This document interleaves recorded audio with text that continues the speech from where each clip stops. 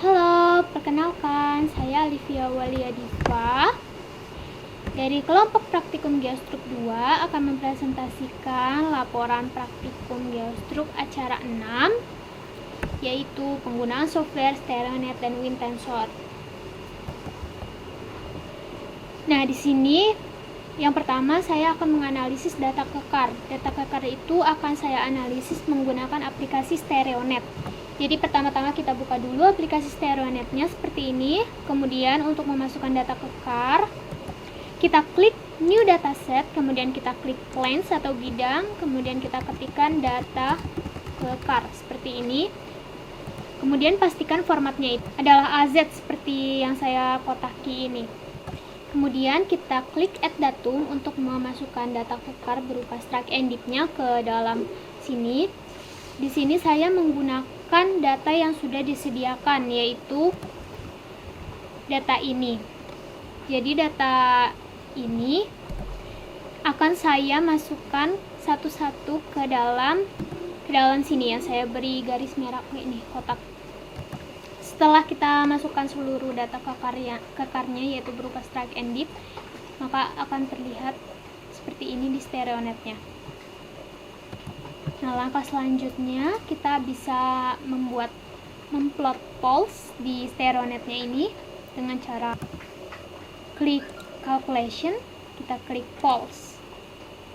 Nah, lalu akan terplot dengan sendirinya otomatis seperti ini. Nah, di dalam aplikasi Stereonet ini kita juga bisa melihat visualisasi 3D-nya dari penggambaran Stereonet ini dengan cara klik 3D view di sini. Di sini yang saya beri kotak merah ini. Lalu dia akan muncul. Nah, seperti ini. Dia sudah muncul. Lalu kita bisa putar-putar. Seperti ini.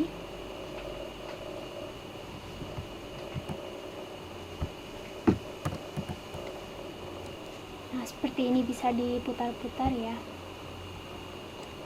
Setelah kita plot polesnya, kita akan membuat kontur dari poles tersebut. Caranya adalah dengan pilih tab plot di sini, kemudian kita pilih kontur dan tekan poles to data kekar. Kemudian dia akan muncul tampilan seperti ini. Jika sudah seperti ini, maka kita akan koreksi sedikit dengan klik tab view, kemudian inspector, lalu akan muncul tab seperti ini, window seperti ini. Kita klik kontur, kita klik kontur dan klik 1% area kontur. Lalu setelah itu kita ubah intervalnya menjadi 10. Dan jangan lupa juga kita pastikan kolom smooth yang saya lingkari merah ini tercentang. Nah, setelah sudah seperti ini, kita close saja, kemudian tampilan akhirnya akan menjadi seperti ini. Nah, seperti ini. Setelah kita dapatkan konturnya, kita akan menentukan titik maksima dari polesnya. Caranya adalah kita klik tab data ini, kemudian kita klik enter with mouse. Nah, kemudian akan muncul seperti ini. Nah, di sini terlihat dari yang saya beri kotak merah ini tertulis bahwa jika datanya berupa bidang, maka kita bisa klik tombol Alt, kemudian kita klik kiri di mouse kita. Dan jika datanya berupa garis, maka kita bisa klik Shift dan klik kiri di mouse kita. Nah, karena kedua titik maksima ini itu adalah berupa bidang, maka kita akan klik, maksud saya titik maksima dari kedua ini adalah berupa garis, maka kita bisa klik Shift di keyboard dan klik kiri pada titik tertingginya, titik kontur tertingginya di sini, Shift, kemudian kita klik kiri. Kemudian nanti akan muncul di sini ad hoc lines. Nah, akan muncul ad hoc lines seperti ini di sini.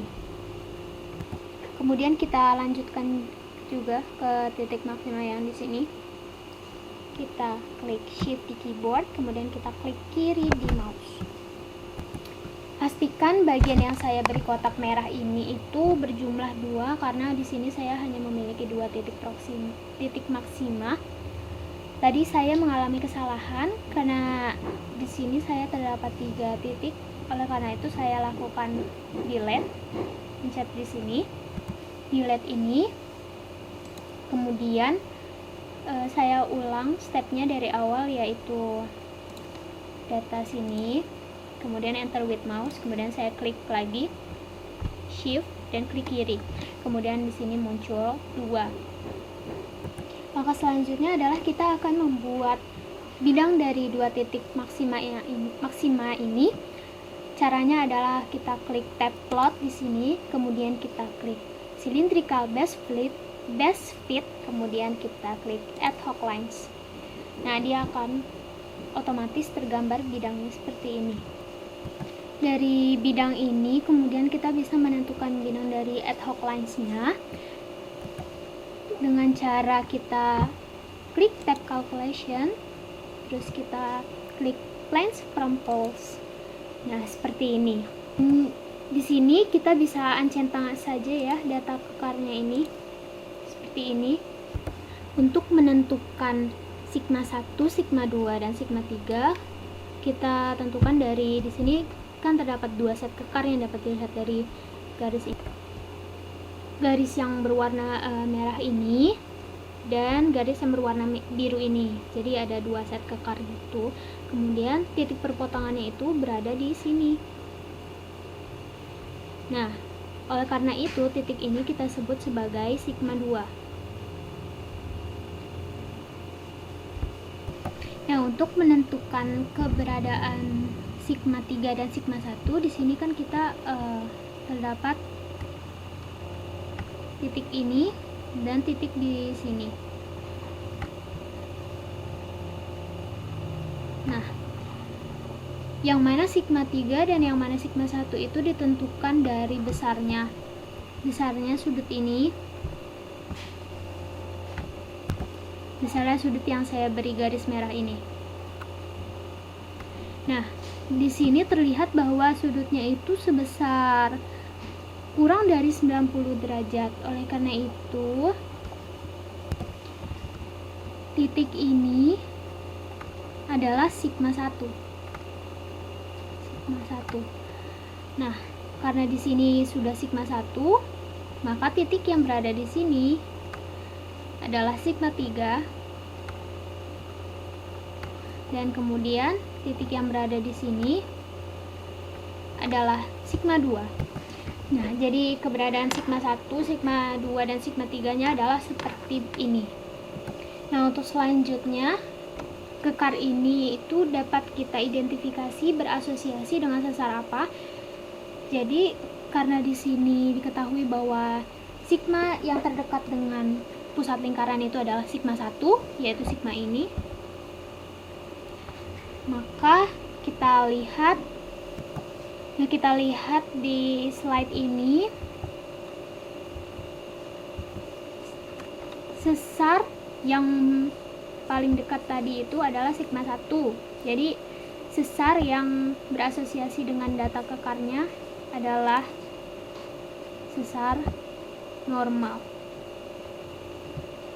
Dari aplikasi StereoNet ini juga kita dapat melihat nilai trend dan plunge dari sigma 1, 2, dan 3, yaitu di sini.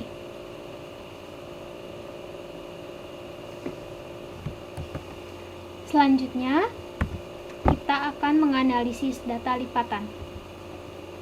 Masih menggunakan aplikasi StereoNet. Seperti langkah pertama yang analisis data kekar tadi, kita klik new dataset, lens atau bidang, lalu kita tulis sekarang lipatan. Dan pastikan yang saya beri kotak merah ini, yaitu formatnya adalah AZ, karena di sini terdapat banyak format yang lainnya. Yang kita gunakan kali ini adalah AZ. Kemudian kita masukkan data limnya di sini di add datum. Data limnya itu adalah sebagai berikut.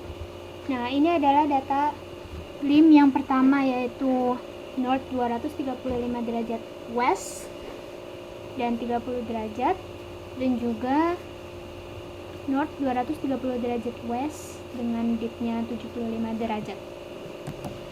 Nah, nilai dari strike-nya ini 235 derajat west. West itu adalah penarikan dari north ke arah west, yaitu sebesar 235 derajat. Jadi untuk memasukkan data ini ke dalam StereoNet, aplikasi StereoNet, kita kurangi dulu 360 derajat dikurang 235 derajat strike-nya untuk mendapatkan nilai penarikan dari north ke east, yaitu didapat bahwa north-nya itu sebesar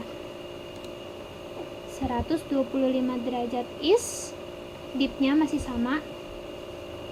Lalu kemudian di sini yang ini sudah saya konversi juga menjadi 130 derajat east. Kemudian di sini kita klik add datum. Kita masukkan nilai strike tadi yang sudah dikonversi, yaitu sebesar 125 derajat dengan nilai dipnya 30 derajat. Kemudian kita klik enter untuk memasukkan data yang baru, yaitu 130 derajat dan nilai dipnya adalah 75 derajat. Kemudian didapat bahwa garisnya sebagai berikut. Nah, setelah diplot data limnya, kita juga bisa melihat data 3D view-nya seperti ini, bisa diputar-putar. Setelah ditulis data lim ini, kita bisa blok data lim ini keduanya, kemudian kita ke tab calculation, lalu to plans calculation, kita cek add to plotnya ini untuk mengetahui nilai hinge line-nya. Setelah ini kita klik OK. Di sini akan muncul line of intersection ini, kemudian dapat kita ganti menjadi hinge line karena ini merupakan hinge line.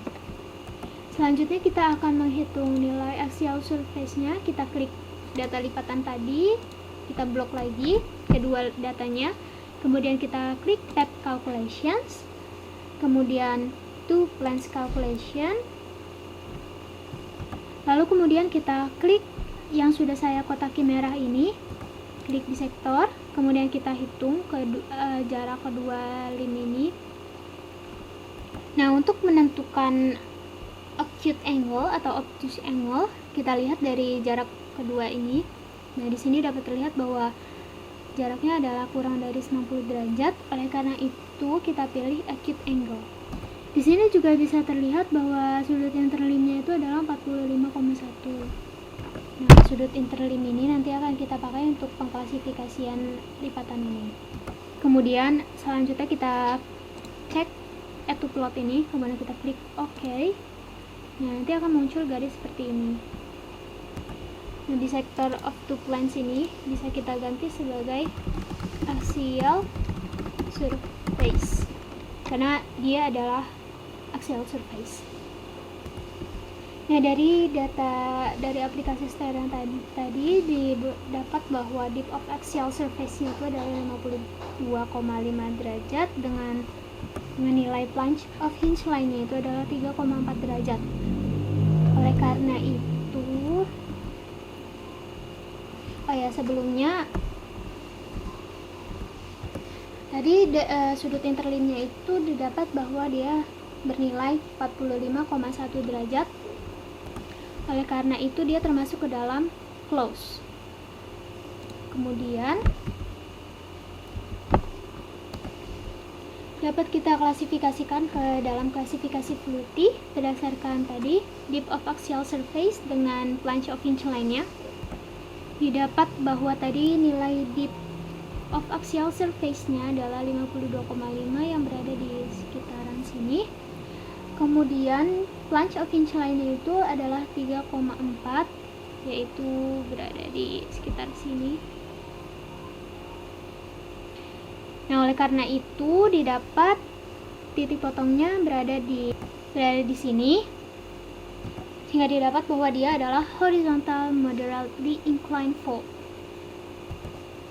Nah, untuk data yang kedua ini kita tidak perlu mengkonversi karena dia sudah berupa north derajat east.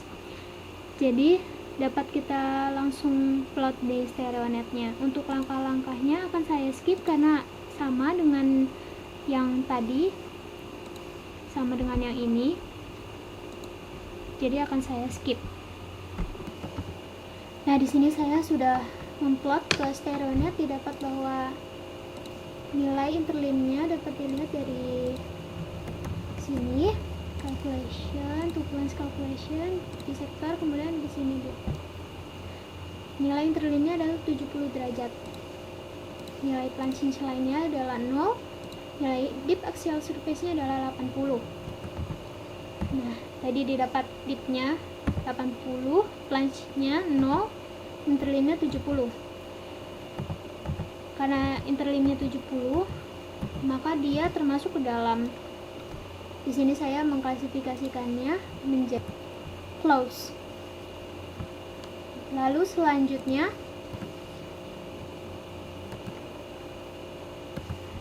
kita klasifikasikan ke dalam klasifikasi fluidity. Di sini nilai deep-nya adalah 80, maka dia tepat berada di sini. Dengan nilai plunge-nya adalah 0, maka dia berada di sini. Oleh karena itu, titik potongnya berada di sini. Maka lipatan ini adalah bernama horizontal steeply inclined fault, ditambah dengan tadi klasifikasi berdasarkan interlimnya adalah close, jadi close horizontal steeply inclined fault. Selanjutnya di sini saya memiliki data lipatan yang ketiga, yaitu north 104 derajat west, deepnya 75 derajat dengan north 284 derajat west, dan deepnya 50 derajat. Oleh karena itu kita konversi menjadi north 256 derajat east, deepnya sama dengan north 76 derajat east, deepnya juga sama mengikuti yang atasnya 50 derajat. Nah, ini adalah data dari data lipatan yang ketiga. Nilai interlimnya itu adalah 55 derajat. Kemudian saya akan mengklasifikasinya ke dalam diagram fluidity. Nah, didapat tadi data lipatan yang ketiga adalah deepnya 77,5 derajat, plunge of pinch lainnya 0 derajat, interlimnya 55 derajat. Kemudian jika dilihat dari klasifikasi lipatan berdasarkan sudut interlimnya, lipatan yang ketiga ini adalah termasuk ke dalam close karena nilai interlimnya tadi 55 derajat. Kemudian berdasarkan klasifikasi fluidity, nilai deepnya itu adalah 77,5, yang mana berada di sini, perkirakan berada di sini. Kemudian nilai plunge-nya 0, jadi berada di sini. Nah, didapat bahwa titik potongnya itu berada di sini, yang menandakan dia adalah horizontal steeply inclined fault, ditambah dengan klasifikasi dari interlimnya tadi yaitu close, jadi close horizontal steeply inclined fault. Untuk selanjutnya kita akan menggunakan aplikasi WinTensor untuk melakukan analisis data sesar. Nah, di sini cara menggunakan WinTensornya itu adalah kita klik file dulu, lalu klik new, kemudian akan muncul lembar kerja seperti ini. Untuk memasukkan data, kita klik tabel yang saya beri kotak biru ini, klik saja, kemudian nanti akan muncul seperti ini.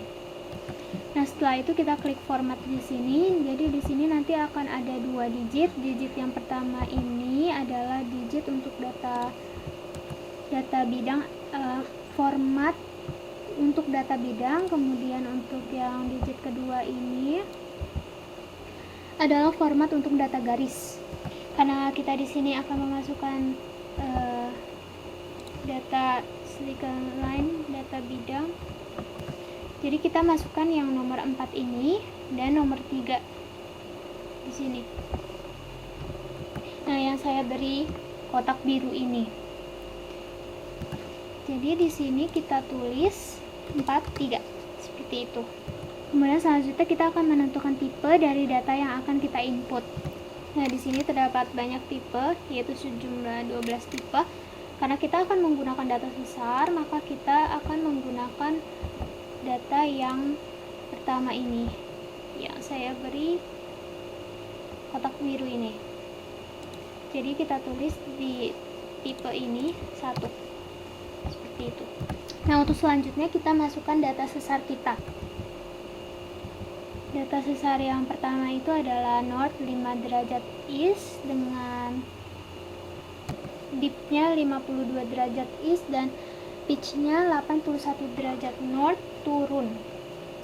Nah, kita masukkan nilai strike di sini 5, nilai dipnya 52, kemudian pitchnya tadi di sini 81, dan karena dia turun, kita lihat di sini turun adalah normal ya, jadi kita tulis N di sini. Nah, lalu setelah itu kita klik tombol di sini. Sini yang saya beri bulatan biru ini. Lalu akan muncul peringatan, kita klik yes saja. Nah, tampilannya akan menjadi seperti ini. Nah, ini adalah hasil dari analisis data sesar di aplikasi WinTensor-nya. Karena kita menganalisis data sesar, jadi kita klik yang saya beri kotak biru ini. Nah, tampilannya nanti akan menjadi seperti ini. Di sini kita bisa melihat sigma 1, sigma 2, dan sigma 3-nya. Jadi dari analisis data sesar di WinTensor ini kita bisa melihat tegasan utamanya. Nah, jika dilihat dari gambar ini, sigma 1 itu yang berada paling dekat dengan pusat lingkaran. Oleh karena itu, sesar ini adalah sesar normal atau sesar turun. Untuk pengklasifikasian lebih lanjut, saya akan menggunakan diagram Ricard. Nah, ini adalah diagram Ricard-nya. Karena dia merupakan sesar turun, jadi kita berfokus pada bagian bawahnya saja. Kemudian nilai dipnya itu adalah 52. Sebelumnya kita tentukan dulu nilai pitchnya, yaitu berada di 81, sekitaran sini. Kemudian nilai dipnya itu adalah 52, jadi diketahui bahwa di sekitaran sini, sehingga daerahnya adalah 13 itu merupakan bernama normal slip fault. Untuk data yang kedua, data sesar kedua, kita punya data north 20 derajat west, nilai dipnya 85 derajat east, dan pitchnya 20 derajat north dextral. Oleh karena ini dia masih west, jadi saya akan konversi sehingga dia menjadi east. Jadi bernilai north 340 derajat east dengan nilai dip dan pitchnya masih sama dextral. Kemudian langsung saja kita plot ke WinTensor-nya. Di sini formatnya masih sama 43, type-nya juga masih sama 1. Kita masukkan saja nilai strike-nya tadi. Nilai strike-nya yaitu sebesar 340. Maaf, ini saya salah input. Nilai strike-nya 340, nilai dip-nya 85, dan nilai pitch-nya 20. Kemudian di sini slip-nya adalah dextral, jadi kita tulis D. Kemudian kita processing, yes. Kita PBT axis dan didapat sigma 1, sigma 2, dan sigma 3-nya seperti ini. Diketahui yang paling mendekati dengan pusat lingkaran adalah sigma 3 yang terdekat dari pusat lingkaran, sehingga menandakan bahwa dia adalah sesar geser, yang dimana tadi sudah diketahui dari datanya yaitu sesar dextral. Kemudian untuk pengklasifikasian lebih lanjut, saya akan menggunakan diagram Ricard. Nah, klasifikasi Ricard-nya seperti ini. Diketahui nilai dipnya itu 8. Maaf, kita lihat nilai pitch-nya dulu, yaitu 20 derajat berada di sekitaran sini. Karena ini merupakan sesar dextral, jadi kita fokus ke right slip ini. Nah, tadi nilai dipnya 20 derajat berada di sekitaran sini dan juga di sini. Kemudian nilai dipnya itu 85 derajat. Dipnya 85 berada di sekitaran sini. Dan di sini juga. Jadi diketahui daerahnya itu adalah nomor 11 dan juga nomor 5. Nomor 11 dan nomor 5 itu adalah nomor 11-nya, maksudnya nomor 5 itu adalah reverse right slip fault dan nomor 11-nya itu adalah leg slip fault.